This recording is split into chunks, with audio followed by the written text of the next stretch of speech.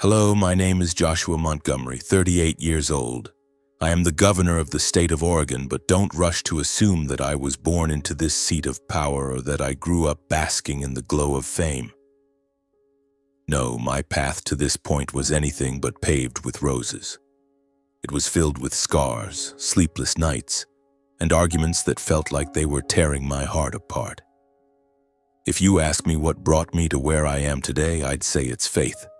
Faith in a cleaner world, a better future, and perhaps faith that I could stand firm against my own family. I grew up in Portland, Oregon, in a sprawling mansion perched atop a hill, overlooking the shimmering Willamette River at sunset.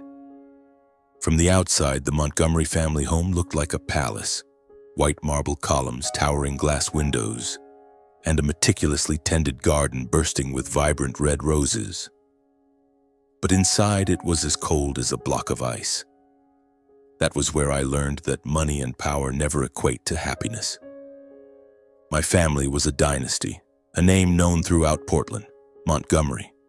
We owned Montgomery Industries, a mining and mineral processing conglomerate specializing in copper and lithium, commodities hotter than ever due to the electric vehicle boom. But behind the staggering profit margins were rivers clouded with chemicals, encroached forests, and communities living in fear for their health. I realized this at a very young age, but my father, Edward Montgomery, did not. To him, the environment was merely an obstacle, something to be swept aside to keep the money flowing into the vault. My father was a formidable man, tall and imposing, with salt and pepper hair and eyes as sharp and cold as steel. He always wore impeccably tailored suits paired with a gleaming gold watch on his wrist. But it wasn't his commanding appearance that scared me most. It was his voice, deep, steady, and unyielding, allowing no room for dissent. "Profit is everything, Joshua," he would say, holding a glass of whiskey, his eyes fixed on me as if I were a failed project. "If you want to succeed, learn to put profit above emotions." My mother, Eleanor, was the complete opposite. She was gentle with golden blonde hair and eyes as blue as Crater Lake on a summer day. She loved me, I knew that, but her love was always caught between me and my father. Whenever I clashed with him, she would sit there, hands clasped tightly, eyes filled with worry. She wanted to protect me, but she was afraid of angering my father. "Joshua, be patient with your father," she would whisper when it was just the two of us. "He only wants what's best for you." I wanted to believe her, but deep down, I knew that my father's version of best wasn't what I wanted. And then there was Matthew, my younger brother. 4 years my junior, Matthew was the center of attention from the moment he was born. With his dark brown hair and arrogant smile, he was a perfect replica of our father. Ambitious, aggressive, and never one to prioritize others' interests above his own. My father doted on Matthew, calling him the ideal heir. Matthew knew it and seized every opportunity to prove he was better than me. "You're a failure, Josh," he'd say, his smirk dripping with contempt. "You think you can change the world by saving a few trees? Wake up." I didn't blame Matthew for how he treated me.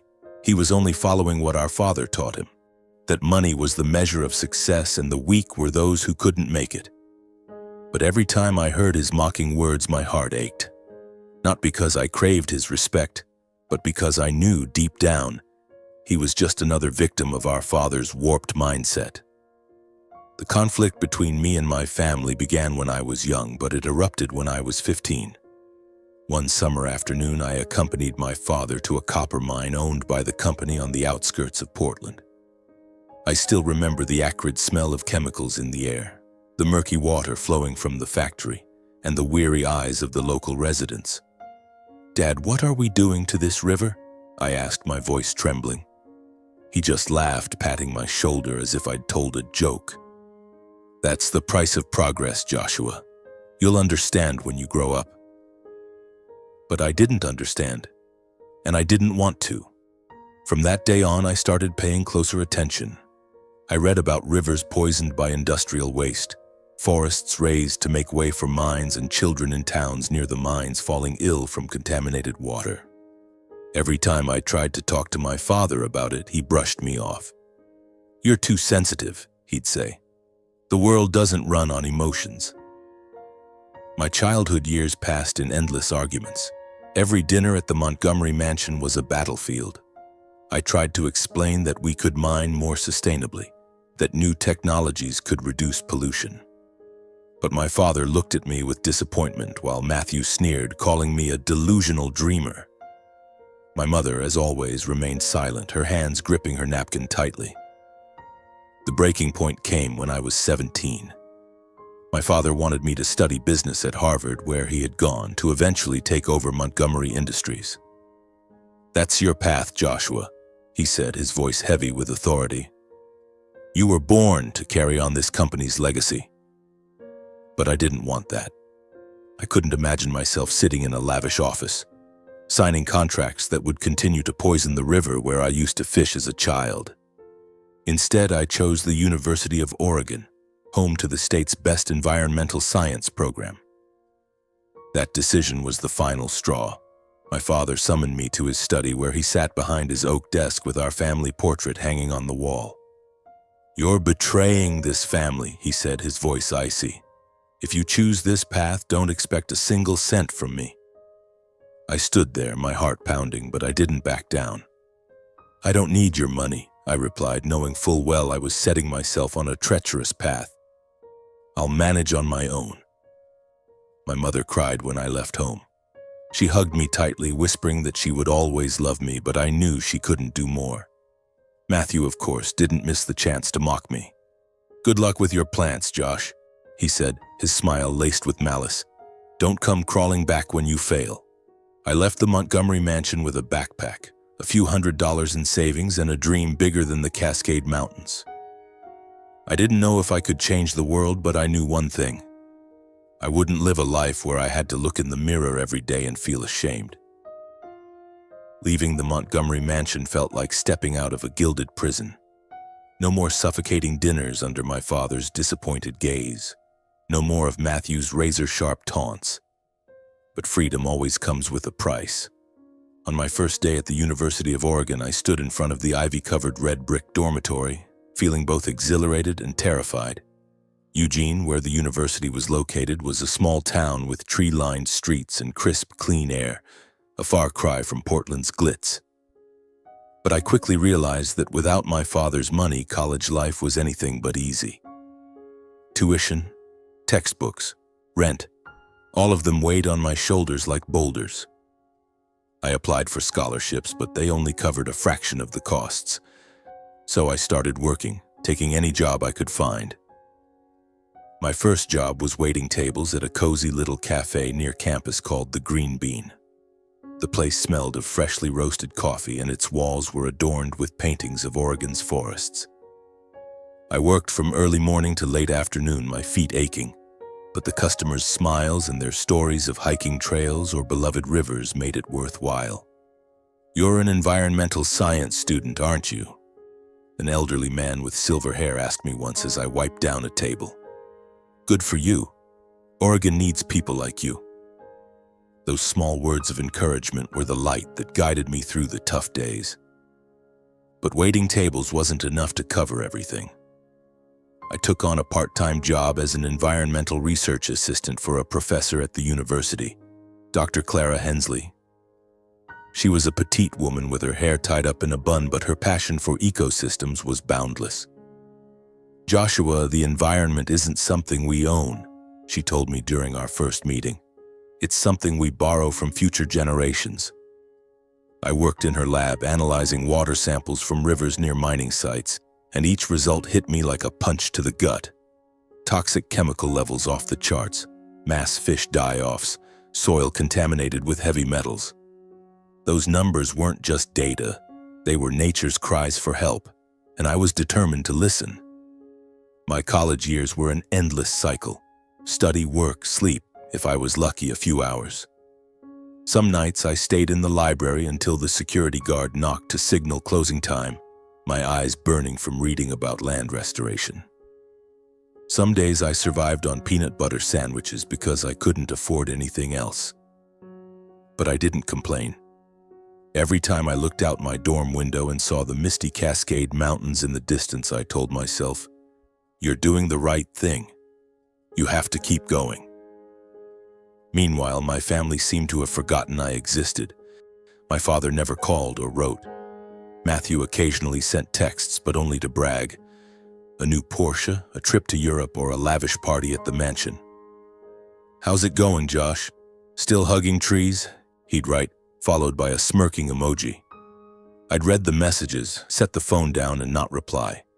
But each of Matthew's words stung like a needle, echoing my father's old refrain. "You're a failure if you don't make money." My mother was the only one who kept in touch. She'd call late at night when my father wasn't home. "Joshua, are you okay?" she'd ask, her voice trembling. I could picture her in the living room, clutching the phone, glancing at the door as if afraid my father might walk in. "I just want you to be settled, sweetheart. Graduate, get a government job, get married, have kids, don't work too hard." I'd smile and tell her I was fine, but the truth was I had no time for love. My mind was consumed with dying rivers, ravaged forests, and a dream of an Oregon untainted by greed. Still, there were moments when loneliness felt suffocating. On rainy nights in Eugene, I'd lie on the narrow bed in my dorm, listening to the rain tap against the window, wondering if I was on the right path.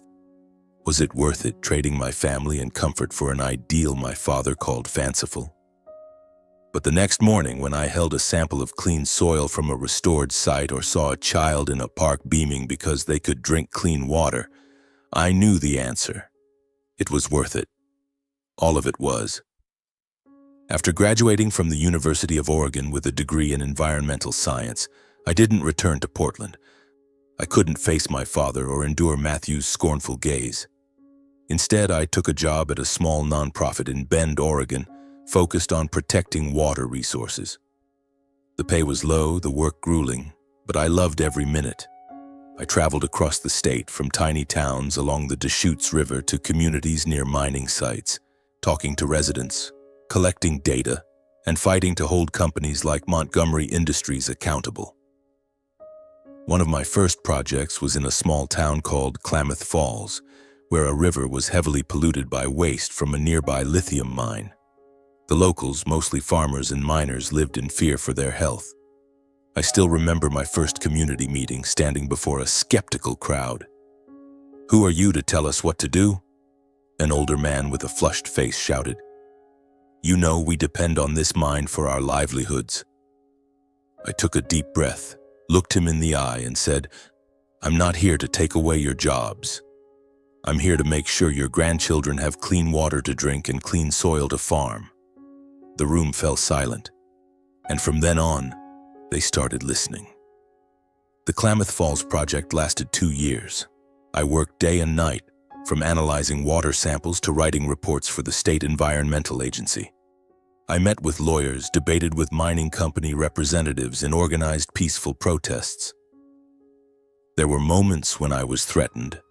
An anonymous call in the middle of the night, a car tailing me on the highway. But I didn't stop. In the end, the company was forced to install a new waste filtration system, and the river began to recover. The day I saw the first fish swimming back, I sat on the riverbank, tears streaming down my face.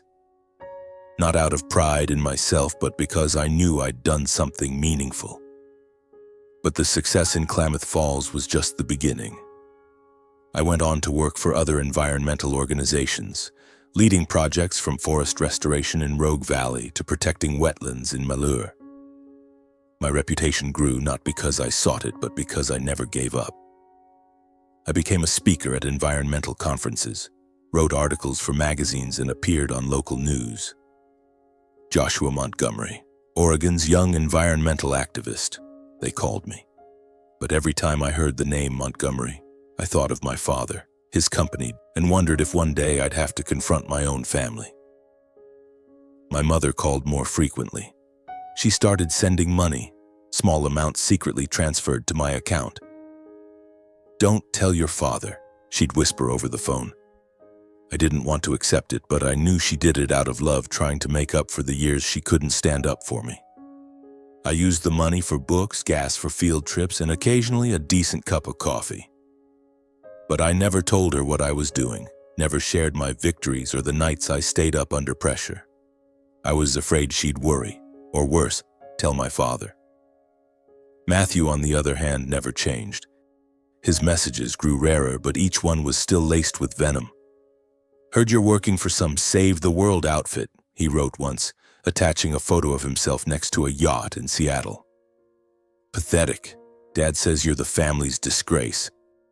I read that message in a tiny rental room in Bend, where I lived with a single bed and an old desk.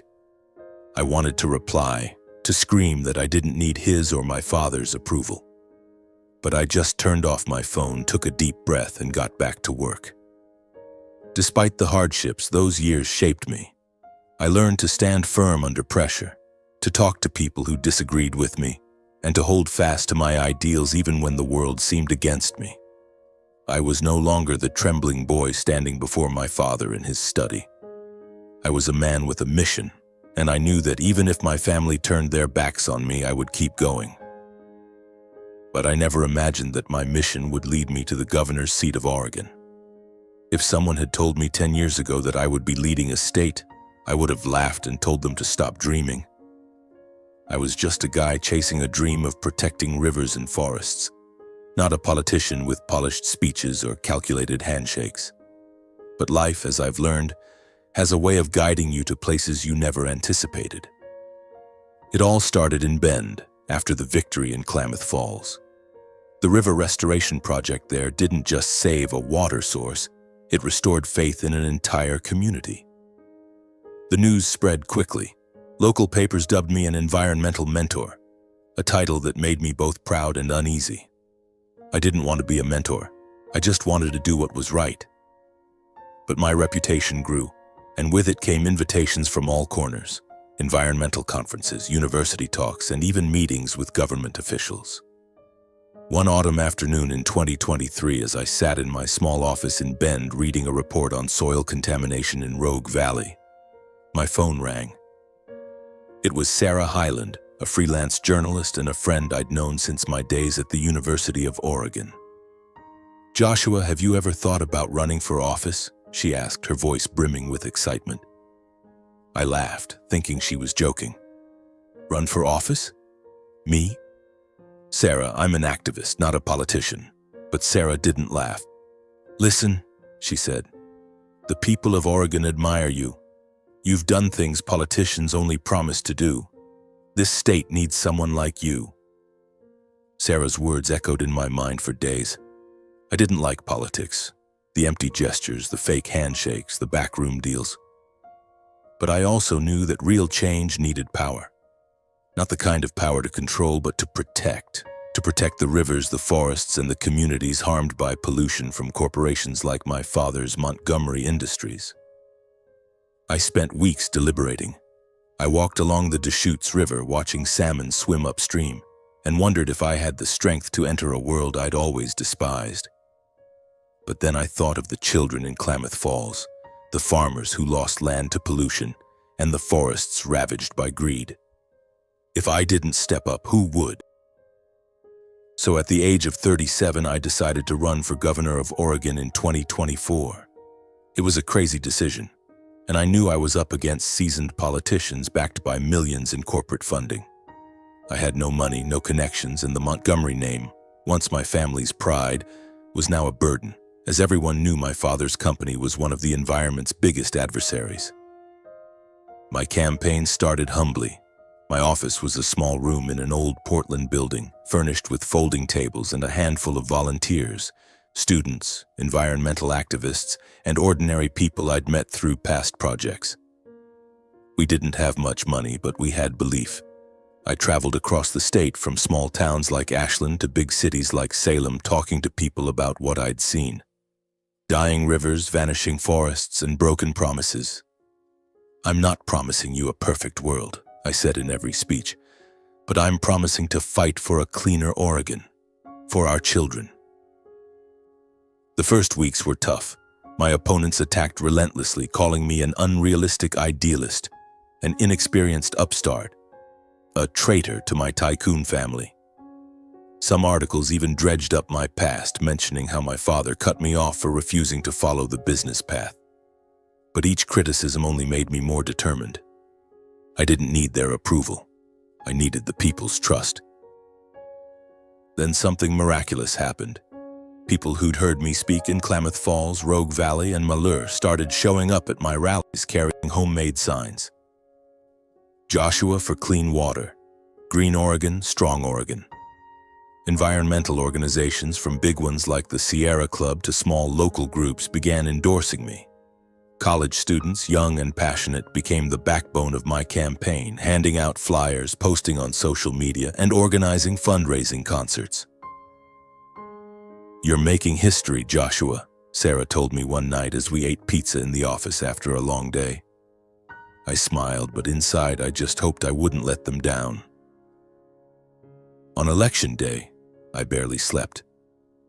I stood in my small Portland apartment looking out at the Willamette River, wondering if all this effort was worth it. The results came in late that night, in a packed hall. When the announcer read my name, Joshua Montgomery, the new governor of Oregon, the room erupted in applause. I stood there, heart pounding, unable to believe my ears. At 38, I became the youngest governor in Oregon's history, winning overwhelmingly thanks to the support of ordinary people.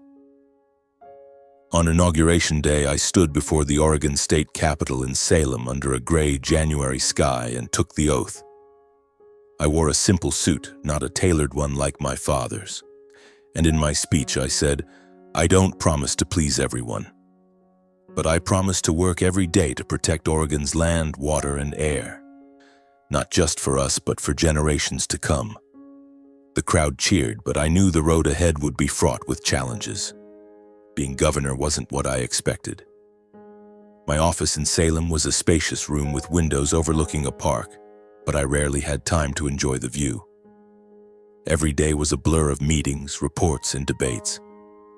I pushed for strict environmental policies, requiring mining companies like Montgomery Industries to install advanced waste filtration systems, raising taxes on polluting activities, and investing in renewable energy. These policies won public support but made me a target for big corporations and conservative politicians. I still remember my first meeting with mining industry executives. They sat across from me in a sleek conference room dressed in expensive suits, their eyes cold. "Governor Montgomery," one of them, an older man with a gravelly voice, said, "We understand you want to protect the environment, but these policies will kill our industry. Do you know how many jobs are at stake?" I looked him in the eye and replied, "I do. But I also know how many people are getting sick from polluted water, how much land is being destroyed. If you don't change, I'll make sure the law forces you to." My words silenced the room. I knew I'd made more enemies, but I didn't care. I wasn't here to make friends. I was here to do what was right. Meanwhile, my family remained a shadow in my life. My father and Matthew didn't know I was governor. They never cared about my career, never read the news, never watched TV. My mother, though she still called, only asked about my health and urged me to settle down. I didn't tell her about my new role, not because I didn't want to, but because I feared she'd tell my father and I wasn't ready to face him. But fate didn't give me a choice. One morning, my mother called, her voice brimming with excitement. "Joshua, will you come to my 60th birthday?" she asked. "I really want the whole family together, just this once." I hesitated. Returning to the Montgomery mansion meant facing my father, Matthew, and all the old wounds. But I couldn't refuse her.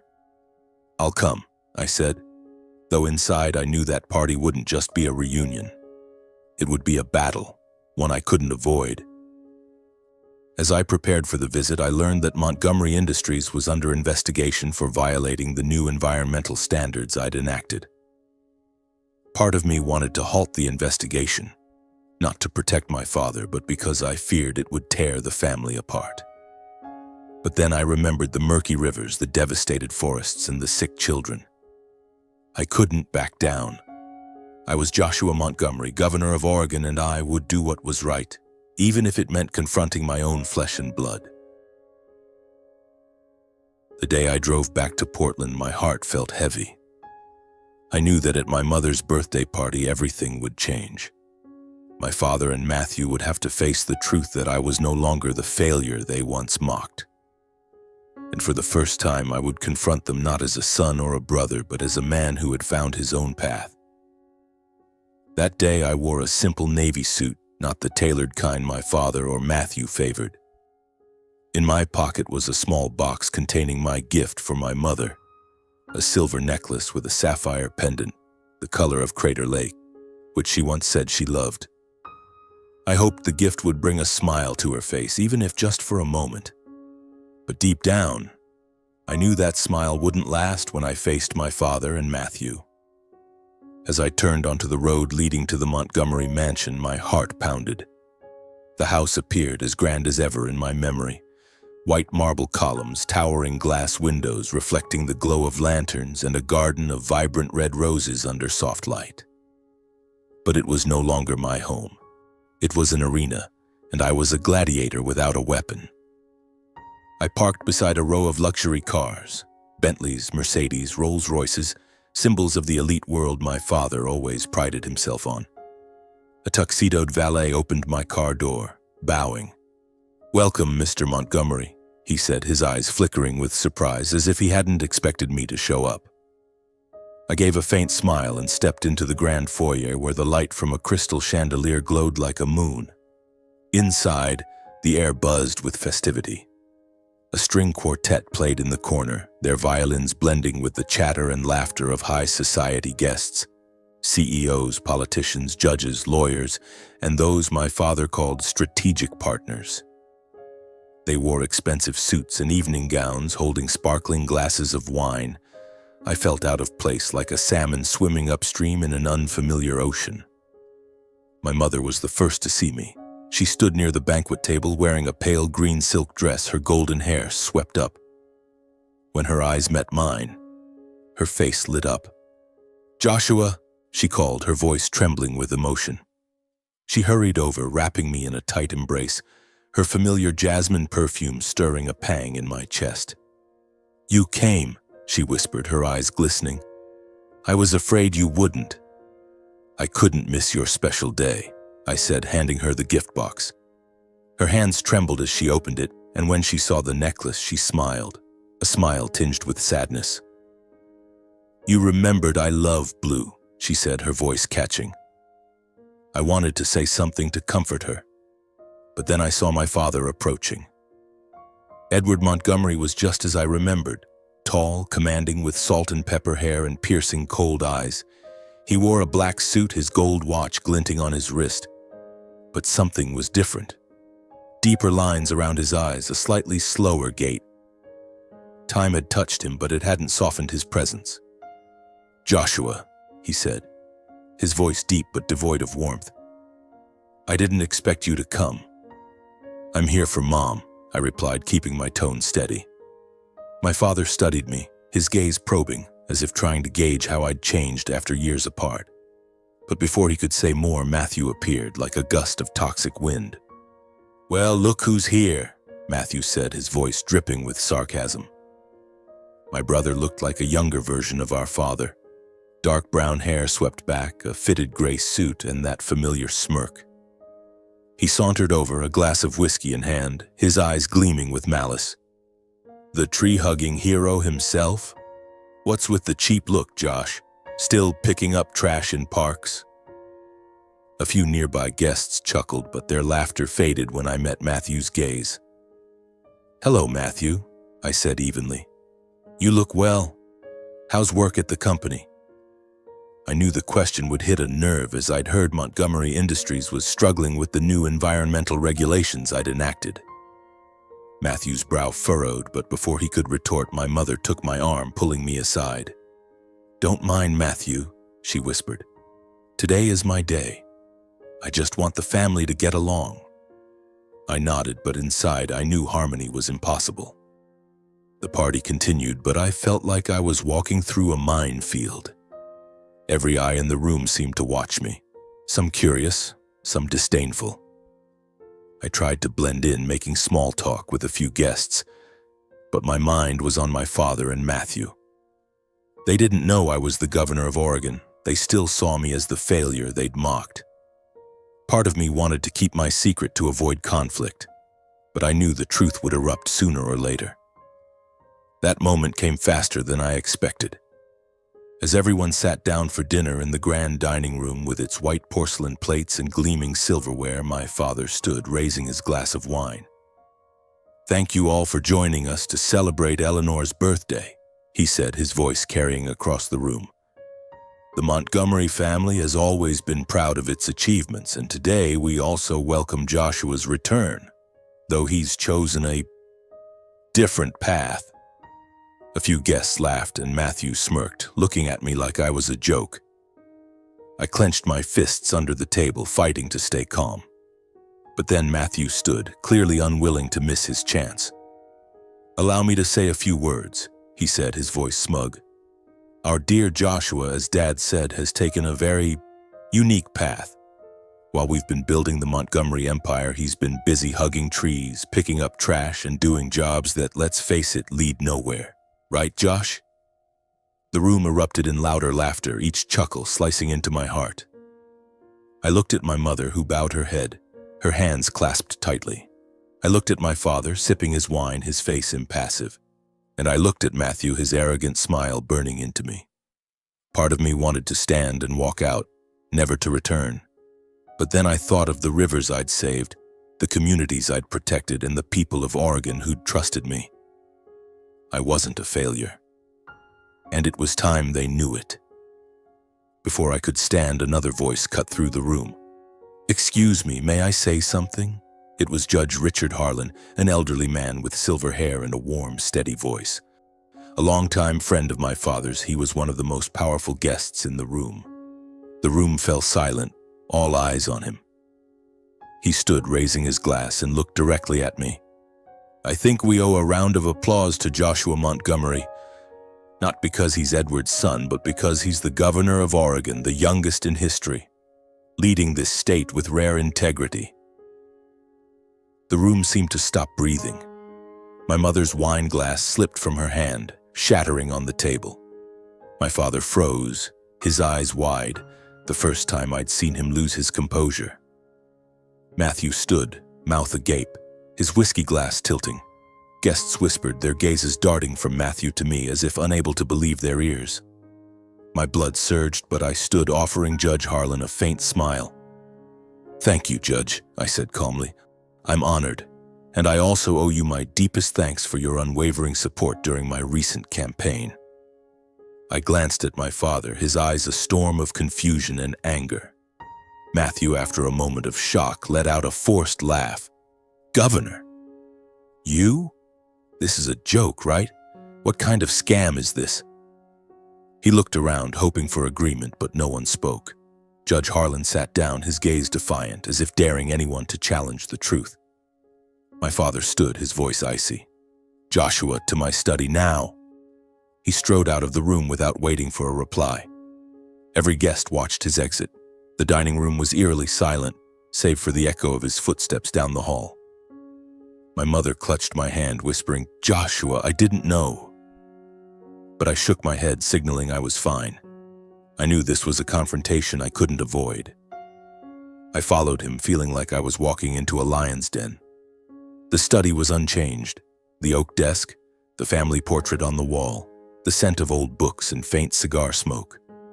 My father stood behind the desk, hands braced on the wood, his eyes boring into me.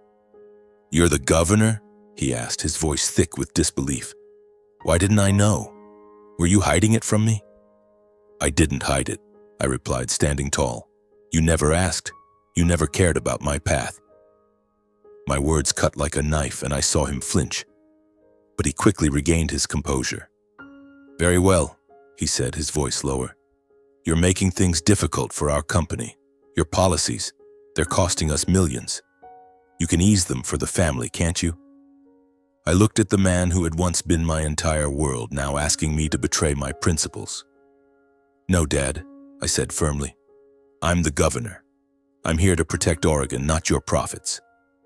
If Montgomery Industries breaks the law, it will face the consequences." He stared, stunned, as if unable to believe I'd spoken those words. Before he could respond, the study door flew open. Matthew stormed in, his face flushed with rage. "You traitor! Who do you think you are, Governor? You're just a failure trying to ruin this family." "Enough, Matthew." I raised my voice for the first time, startling them both. "I'm not ruining the family. I'm fighting for the rivers your company has poisoned, for the people dying from dirty water. If you think that's betrayal, you don't understand anything." Matthew lunged forward, but my father raised a hand to stop him. "Enough," he said, his voice weary. "Both of you get out." I returned to the dining room where the guests now looked at me differently, a mix of curiosity and respect. Judge Harlan gave me a subtle nod, a silent congratulations. I hugged my mother once more and left the mansion. As I drove away from the tree-lined road, I knew I had closed an old chapter of my life. But ahead lay a new one, full of challenges but also brimming with hope. As I drove away from the Montgomery mansion that night, the lights of Portland faded in my rearview mirror like stars dimming in the distance. I didn't cry, but my heart was heavy.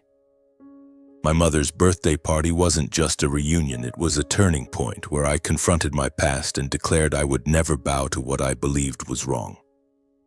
I had told my father and Matthew that I would hold Montgomery Industries accountable with no leniency. But as my car rolled along I-5, I wondered if I was tearing my family apart or simply protecting what I cherished. 6 months have passed since that fateful night, and my life, like the Willamette River, is both calm and turbulent. As governor, every day brings a new battle. My office in Salem, with its windows overlooking a lush park, has become my second home. Stacks of reports tower high, meetings stretch into the night, and calls from communities across the state remind me that this role is not just about power, it's about responsibility. I don't work for applause. I work for the rivers that once ran murky but now flow clear, for the forests that are regenerating, and for the children in Klamath Falls who can now drink clean water without fear of illness. My environmental policies continue to stir controversy. I've enacted stricter regulations on mining, forcing companies like Montgomery Industries to invest in advanced waste filtration or face hefty fines. I've also championed renewable energy projects, from wind farms in the Columbia Gorge to solar plants in eastern Oregon. The people support me. Polls show my approval ratings at record highs. But big corporations and some politicians see me as a thorn in their side. "Governor Montgomery is killing industry," a conservative newspaper wrote. But I don't care. I know every step I take is for the future, not short-term gain. Montgomery Industries, my father's company, has become a focal point. The investigation I launched before the birthday party uncovered a litany of violations: excessive chemical discharges, unreported environmental impacts, and even bribes to local officials to cover it up. I didn't want to target my family, but I couldn't turn a blind eye. I ordered fines of millions of dollars and mandated the shutdown of a lithium mine in southern Oregon until it complied with new standards. That decision kept me awake many nights. I wondered if I was being too harsh, if there was a way to protect the environment while preserving family ties. But then I thought of the people living near the mine who had lost land and health. I had no other choice. My father didn't call after the party, neither did Matthew. But my mother was different. A week after her birthday, she called, her voice laced with worry. "Joshua, are you okay?" she asked, as always. I could picture her in the living room, clutching the phone, staring out the window. "I'm proud of you, but I'm worried about the family. Your father is furious, and Matthew, he's saying terrible things." I sighed, trying to keep my voice steady. "Mom, I don't want to hurt anyone, but I have to do what's right. Dad and Matthew need to understand that money can't buy everything." She was quiet for a moment, then said, "I know, sweetheart. I just hope one day our family can be whole again." I promised to try, but deep down I wasn't sure that was possible. Still, my mother started calling more often. She shared small things, The rose garden she was tending, a book she'd read, a walk by the river. Sometimes she asked about my work and I told her about a restored river or a new conservation area. "You remind me of myself when I was young," she said once, her voice catching. "I used to dream like you, but I wasn't brave enough."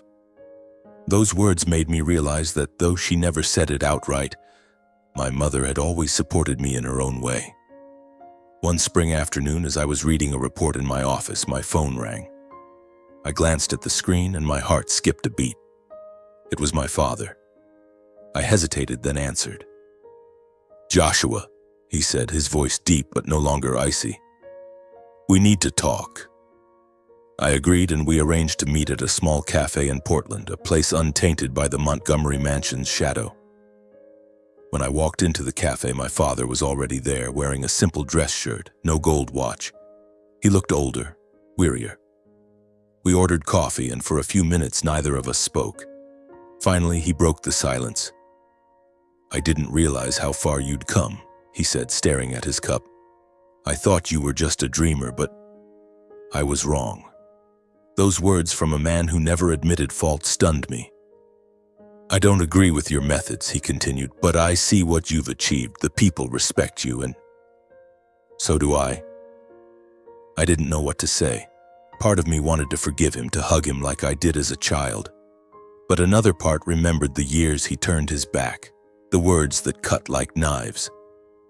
"Thank you, Dad," I said evenly. "But I won't change. Montgomery Industries has to follow the law like every other company." He nodded, a flicker of sadness in his eyes. "I know," he said. "I just hope we can talk like this." I nodded, and as I left the cafe, I felt a small weight lift, if only slightly. Matthew was a different story. He didn't call or write, but I heard he was trying to change how the company operated. The pressure from my policies forced Montgomery Industries to invest in more sustainable mining technologies. Once I read an interview where Matthew admitted that old methods aren't working anymore. I wasn't sure if it was genuine change or a strategy to save the company, but I held a small hope that Matthew was starting to see the world differently. Meanwhile, I continued leading Oregon with all my heart. I traveled the state, from the dense forests of the Coast Range to the arid plains of the East. I met with people, listened to their stories, and worked to ensure every decision served the long-term good. One of my proudest projects was Green Oregon 2030, a plan to restore 50% of the state's damaged ecosystems by the end of the decade. Standing in a newly replanted forest in Rogue Valley, watching young pines reach for the sunlight, my heart felt lighter. This was why I started and why I kept going. Despite my busy schedule, I remained single. My mother still urged me to settle down, but I laughed and said I wasn't ready. The truth was, I found peace in my work and in simple moments. A morning jog along the Deschutes River, a hot coffee in my office, or an evening writing in my journal, reflecting on Oregon and the future. I didn't need my family's approval or a glamorous life to feel fulfilled. My worth lay in what I'd done for the people in this land. But my family, though I once wanted to disown them, remained part of me. A year after the birthday party, my mother invited me back for dinner. Not a lavish gala, just a family meal. I hesitated but agreed. When I stepped into the mansion, it no longer felt suffocating. My father was there, still stern, but he shook my hand, a gesture I'd never seen from him.